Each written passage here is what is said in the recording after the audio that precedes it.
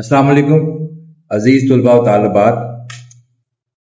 पहले हम 10th class की एक्सरसाइजेज जो हैं वो सॉल्व करके अपलोड करते रहे हैं। तो स्टूडेंट्स की डिमांड थी कि 9th क्लास का सिलेबस जो है वो भी कवर किया जाना चाहिए। उस सिलसिले में आज हमारी पहली वीडियो है मैथ 9th की एक्सरसाइज 1.1 के वो वाले क्वेश्चंस जिनका सॉल्यूशन जरूरी है, क्योंकि ज्यादातर उसके अंदर ऑब्जेक्टिव वाले क्वेश्चंस हैं। इसमें सिर्फ 3 ऐसे क्वेश्चंस हैं जिनको प्रॉपर सॉल्व करना पड़ता है। और उसमें क्वेश्चन नंबर 2 है हमारे पास, represent on number line. Number line हमारे पास बेसिकली बिल्कुल इसी तरह है जिस तरह आपका स्केल होता है। स्केल के ऊपर 0 से लेकर 15 तक सेंटीमीटर्स में लाइंस लगी होती हैं और 0 और 1 के दरमियान 9 स्मॉल लाइंस होती हैं मिलीमीटर्स वाली। और इसी तरह 1 और 2 के दरमियान और सेम इसी तरह 14 और 15 के दरमियान स्मॉल लाइंस होती हैं मिलीमीटर्स वाली 9। तो नंबर लाइन भी कुछ इसी तरह से है कि दरमियान में हम 0 लगा देते हैं, एक साइड पे पॉजिटिव इंटीजर्स लेते हैं, एक साइड पे हम नेगेटिव इंटीजर्स लेते हैं और फिर हमारा जो क्वेश्चन गिवन होता है उसके बाद उसकी जो भी वैल्यू आती है उसको उस वैल्यू के अकॉर्डिंग वहां पे रिप्रेजेंट कर देते हैं। अब क्वेश्चन नंबर 2 का पार्ट 1 है आपके पास √2। √2 को जब कैलकुलेट करते हैं हम कैलकुलेटर की मदद से तो हमारे पास इसका स्क्वायर रूट 1.41 आता है, जिसको अप्रोक्सीमेटली हम 1.4 के इक्वल लिख सकते हैं। इसको जब नंबर लाइन के ऊपर आप रिप्रेजेंट करेंगे तो आपने नंबर लाइन बनाई 0 +1 +2 +3 और इसी तरह लेफ्ट साइड पे -1 -2 एंड -3। अब 1.4 1 और 2 के दरमियान जो 4th स्मॉल लाइन आएगी वहां पे आएगा।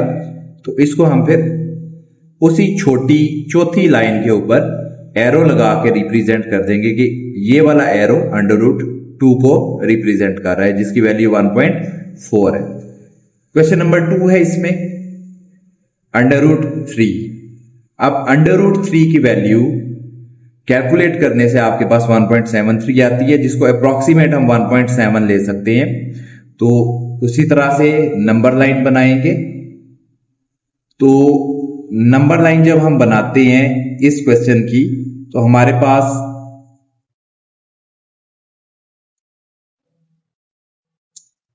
इसकी नंबर लाइन 0 1 2 3 और -1 -2 एंड -3। अब चूंकि 1.7 आया है तो 1 और 2 के दरमियान 7वीं जो छोटी लाइन होगी वहां पे हम एरो लगाएंगे और एरो लगा के वहां पे √3 लिख देंगे। हमारा नेक्स्ट क्वेश्चन है 4 × 1/3। ये एक मिक्स्ड फ्रैक्शन है। इसको जब आप सॉल्व करते हैं तो आपके पास फ्रैक्शन बनती है 13/3। अब 13 को जब आप 3 पे डिवाइड करेंगे आपके पास आंसर आएगा 4.33, जिसको अप्रोक्सीमेट हम 4.3 के इक्वल ले सकते हैं। अगेन नंबर लाइन बनाए 0 1 2 3 4 5 और लेफ्ट साइड पे हमने -1 -2 ले लिया है। ये माइनस की वैल्यूज लेना इतना जरूरी भी नहीं है। अगर आपके पास पॉजिटिव वैल्यू आती है तो आप जस्ट पॉजिटिव वैल्यूज ले सकते हैं। तो सेम इसी तरह आप सिर्फ और सिर्फ नेगेटिव वैल्यूज ले सकते हैं नेगेटिव वैल्यूज के लिए। तो जब इसको आप सॉल्व करते हैं तो आपके पास चूंकि 4.3 आंसर में आ रहा है तो 4.3 को हम रिप्रेजेंट करेंगे 4 और 5 के दरमियान जो छोटी तीसरी लाइन होगी वहां पे उसके आंसर को एरो लगा के रिप्रेजेंट कर देंगे। नेक्स्ट क्वेश्चन है क्वेश्चन नंबर 4 -2 × 1/3। ये भी एक मिक्स्ड फ्रैक्शन है। इसको जब आप सॉल्व करते हैं तो आपके पास वैल्यू आ जाती है -15/7। -15 को 7 पे डिवाइड किया जाए तो आंसर -2.14 आ जाएगा। 4 को इग्नोर कर दिया जाए तो आपके पास अप्रोक्सीमेट वैल्यू -2.1 आती है। नंबर लाइन बनाई 0 1 2 3 और इसी तरह लेफ्ट साइड में -1 -2 एंड -3। तो -2 एंड -3 के दरमियान जो फर्स्ट स्मॉल लाइन आती है 2.1 वाली वहां पे एरो लगा के इसको रिप्रेजेंट कर देंगे। इसके बाद क्वेश्चन नंबर 5 है हमारे पास और क्वेश्चन नंबर 5 क्या है 5/8। अब 5 को जब 8 पे डिवाइड किया जाए आंसर आता है 0.625, जिसको अप्रोक्सीमेट हम 0.62 ले सकते हैं। विच मीन्स कि जब आप इसको नंबर लाइन के ऊपर रिप्रेजेंट करेंगे 0 1 2 3 तो 0 और 1 के दरमियान जो छठी लाइन आएगी छोटी वाली ये वहां पे एरो लगा के इसको रिप्रेजेंट कर देंगे। नेक्स्ट क्वेश्चन है 2 इंटू 3/4, ये भी एक मिक्स्ड फ्रैक्शन है। तो पहले इसको जब फ्रैक्शन में चेंज करते हैं तो आपके पास आ जाता है 11/4, 4 2 8, 8 प्लस 3 11/4। 11 को 4 पे डिवाइड करें, आंसर 2.75 आएगा, जो कि अप्रोक्सीमेट आंसर आपका 2.8 बनेगा। अब 2.8 को जब आप नंबर लाइन पे रिप्रेजेंट करेंगे तो ये 2 और 3 के दरमियान जो 8वीं लाइन आएगी छोटी, ये वहां पे एरो लगा के इसको रिप्रेजेंट कर देंगे। इसके बाद हमारे पास क्वेश्चंस आते हैं। क्वेश्चन नंबर 3 है जो सॉल्व करने वाला क्वेश्चन है इसका, और क्वेश्चन नंबर 3 हमारा क्या है कि 0.4 और उसके ऊपर एक बार लगी हुई। इस बार का ये मतलब होता है कि ये एक रिकरिंग डेसिमल नंबर है। रिकरिंग डेसिमल हम एक ऐसी वैल्यू को कहते हैं जिसमें जिस वैल्यू के ऊपर बार लगी हो वो पैटर्न रिपीट होता है, विच मीन्स के ये 0.4444 अप टू सो ऑन इसी तरह से चलता जाएगा। तो लेट करेंगे हम x इज इक्वल टू 0.4 बार, तो x किसके इक्वल आ जाएगा 0.4444 अप टू सो ऑन, ये चलता जा रहा है। इसको आप इक्वेशन नंबर 1 का नाम देंगे। अब इस इक्वेशन को हम मल्टीप्लाई करवाते हैं 10 से, तो जब 10 को आप x के साथ मल्टीप्लाई करवाएंगे तो आपके पास 10x आ जाएगा, और इक्वल की दूसरी साइड पे आपके पास वैल्यू आ जाएगी 4.4444 अप टू सो ऑन, ये वैल्यूज चलती जा रही हैं। ये आपकी इक्वेशन नंबर 2 आ जाएगी। अब हम इक्वेशन नंबर 1 को इक्वेशन नंबर 2 में से सब्ट्रैक्ट कर देंगे, तफरीक कर देंगे, माइनस कर देंगे। तो जब इसको माइनस किया जाता है तो 10x में से एक x निकाल दिया जाए, बाकी आपके पास वैल्यू बचेगी 9x, और इक्वल की साइड पे 4 में से जब 0 निकालेंगे आपके पास जस्ट 4 बचेगा, और पॉइंट के आगे वाली सारी वैल्यू 0 हो जाएंगी, तो इसको हम हाली 4 लिख लेंगे। तो 9x इज इक्वल टू 4 आ जाएगा। अब ये 9 इस साइड पे मल्टीप्लाई हो रहा है x के साथ, तो दूसरी साइड पे जाके ये 4 को डिवाइड कर देगा, तो x की वैल्यू क्या आ जाएगी 4/9, दैट इज योर आंसर। हमारे पास नेक्स्ट क्वेश्चन है 0.37, और अब 37 के ऊपर बार है, विच मीन्स कि 37 इसके अंदर पैटर्न रिपीट होगा।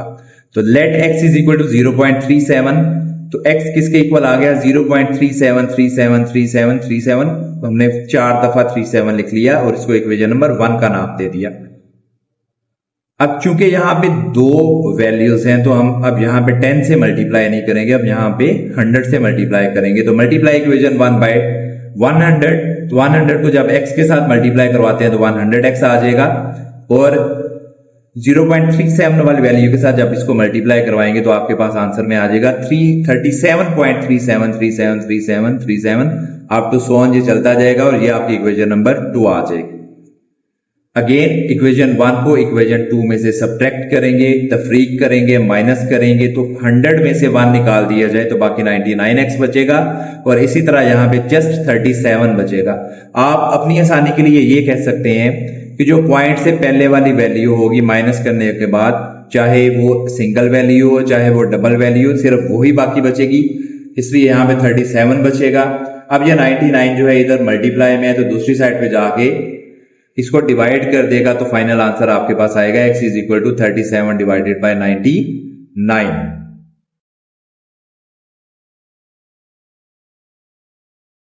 नेक्स्ट क्वेश्चन है हमारे पास 0.21 और उसके ऊपर बार है। इसका मतलब क्या है कि ये भी एक रिकरिंग डेसिमल है, और यहां पे जो 2-1 पैटर्न है ये रिपीट होगा। तो let x is equal to 0.21, x किसके इक्वल आ जाएगा 0.212121 एंड 21, और ये आपका इक्वेशन नंबर 1 बन जाएगी। मल्टीप्लाई इक्वेशन 1 बाय 100, अगेन यहाँ पे 2 वैल्यूज हैं तो 100 से मल्टीप्लाई करेंगे, तो x को 100 से मल्टीप्लाई करेंगे तो आपके पास 100x आ जाएगा, और इक्वल की दूसरी साइड पे 21.212121, और ये पैटर्न रिपीट होता जाएगा, और ये इक्वेशन नंबर 2 बन जाएगी। इक्वेशन 1 को इक्वेशन 2 में से सब्ट्रैक्ट करेंगे तो आपके पास 100 में से 1x निकालेंगे तो 99x बचेगा, और इक्वल की दूसरी साइड पे जस्ट 21 बचेगा। ये 99 21 को डिवाइड करेगा तो आपके पास x की वैल्यू 21/99 आ जाएगी। नेक्स्ट क्वेश्चन है हमारे पास, हमें रैशनल नंबर्स गिवन है 2, और हमने उनके दरमियान एक तीसरा रैशनल नंबर जो है वो 2 मजीद रैशनल नंबर्स फाइंड करने हैं। इसका तरीका कर क्या होगा, ये बिल्कुल इसी तरह है कि अगर आपको 2 वैल्यूज गिवन हो और उनका मीन फाइंड करना हो आपने, तो आप क्या करते हैं, सबसे पहले उन दोनों को आपस में प्लस करते हैं, और जब आप प्लस करते हैं तो प्लस करके उसको फिर 2 पे डिवाइड कर देते हैं। तो सेम वही वाला पैटर्न जहां पे रिपीट होगा। तो 1/3 एंड 1/4, जब 1/3 प्लस 1/4 करेंगे तो 3 एंड 4 का जब आप एलसीएम लेते हैं वो आपके पास 12 आ जाता है। तो एलसीएम इनका 12 आ गया। इस 12 को 3 पे डिवाइड करेंगे तो आपके पास 4 बचेगा, 4 1s are 4 लगा देंगे वहां पे, और इसी तरह 12 को जब आप 4 पे डिवाइड करेंगे आपके पास आंसर 3 आएगा, तो 3 1s are 3 लगा देंगे ऊपर क्या आ जाएगा 4 + 3। इन अदर वर्ड्स हम आसानी के लिए ये भी कह सकते हैं कि अगर दो डिफरेंट वैल्यूज का एलसीएम लिया जाए तो ये वैल्यूज क्रॉस मल्टीप्लाई में ऊपर चली जाती हैं। जैसे 4 1s are 4 इधर आ जाएगा और 3 1s are 3 ऊपर आ जाएगा, और नीचे 12 एलसीएम। 4 + 3 आपके पास आंसर 7 आ गया डिवाइडेड बाय 12। अब चूंकि इसको हमने 2 पे डिवाइड करना है तो हम इजीली अपनी आसानी के लिए क्या काम कर रहे हैं कि हम बजाय इसके कि यहां पे शुरू में इसको डिवाइडेड बाय 2 करते हैं, हमने 7/12 डिवाइडेड बाय 2 कर दिया। अब डिवीजन जब मल्टीप्लिकेशन में बदलेगी तो 1/2 आ जाएगा, तो 7 1s are 7 और 12 2s are 24। ये आपके पास पहला रैशनल नंबर आ गया 1/3 और 1/4 के दरमियान। अब आगे क्या करेंगे कि इस वैल्यू को इन दोनों में से किसी भी एक वैल्यू के साथ फर्दर प्लस करेंगे और सॉल्व कर लेंगे। 7/24 के साथ मैंने यहां पे 1/3 को प्लस किया। अब इन दोनों का एलसीएम आपके पास 24 आ जाएगा, और एलसीएम का बड़ा आसान सा एक तरीका कार है कि अगर एक बड़ी वैल्यू एक छोटी वैल्यू पे डिवाइड हो रही है तो वो बड़ी वैल्यू एलसीएम के तौर पर आ जाती है। तो दैट इज वाई 24 चूंकि 3 पे डिवाइड हो रहे हैं तो 24 ही एलसीएम होगा। अब 7 के नीचे चूंकि 24 मौजूद है तो यहां पे 7 का 7 रह जाएगा, और 24 को जब आप 3 पे डिवाइड करते हैं आपके पास 8 आंसर आता है, तो 8 1s are 8 आ जाएगा। 7 + 8 = 15 डिवाइडेड बाय 24 आ गया। अब इस वैल्यू को फर्दर आप 2 पे डिवाइड कर देंगे, तो जब डिवीजन को आप मल्टीप्लिकेशन में बदलते हैं तो आपके पास 1/2 आ जाता है, तो 15 1s are 15, और नीचे आपके पास वैल्यू आ जाएगी 24 × 2 48। तो एक वैल्यू आपके पास 7/24 आ गई और एक वैल्यू आपके पास 15/48 आ गई। हमारे पास नेक्स्ट क्वेश्चन है 3 and 7। ये बड़ा आसान सा सिंपल सा क्वेश्चन है। आपके पास इनके दरमियान दो रैशनल नंबर्स आपने फाइंड करने हैं, तो सबसे पहले दोनों को प्लस करेंगे। 3 + 7 आपके पास आंसर 10 आ जाएगा। अब 10 को जब आप 2 पे डिवाइड करते हैं तो आपके पास पहला रैशनल नंबर 5 आ जाता है, क्योंकि 2 5s are 10 होते हैं। अब 5 को हमने यहाँ पे 3 के अंदर प्लस कर लिया, 5 + 3 आपके पास आंसर 8 आ गया। 8 divided by 2 answer is equal to 4। ठीक है, ये पहला रैशनल नंबर आ गया और ये दूसरा रैशनल नंबर आ गया। इसके बाद इस एक्सरसाइज का लास्ट क्वेश्चन है हमारे पास, और वो क्या है 3/5 एंड 4/5। इनके दरमियान हमने रैशनल नंबर्स फाइंड करने हैं। तो 3/5 और 4/5 को जब आप प्लस करते हैं तो चूंकि इनके डिनोमिनेटर सेम है तो ऊपर वाली वैल्यूज आपस में प्लस हो जाएगी। 3 + 4/5 आ जाएगा। आपके पास आंसर आ गया 7/5। इसको जब आपने 2 पे डिवाइड किया, डिवीजन को मल्टीप्लिकेशन में बता तो 1/2 बन गया। 7 1s are 7 and 5 2s are 10। आपके पास पहली वैल्यू 7/10 आ गई। अब 7/10 को मैंने यहाँ पे 3/5 के अंदर प्लस कर दिया, दोनों का एलसीएम 10 आ जाएगा। 7 एज इट इज रह जाएगा 7 के तौर पर। क्यों? क्योंकि उसके नीचे एलसीएम खुद मौजूद है, 10 मौजूद है, तो 10 1s are 10, तो आपके पास वहां पे जस्ट 7 बचेगा। और 5 2s are 10 आता है, 2 3s are 6, तो 7 + 6 आपके पास 13/10 आ गया। इसको जब आप 2 पे डिवाइड करते हैं तो आपके पास वैल्यू क्या आ जाएगी 13/10 मल्टीप्लाइड बाय 1/2।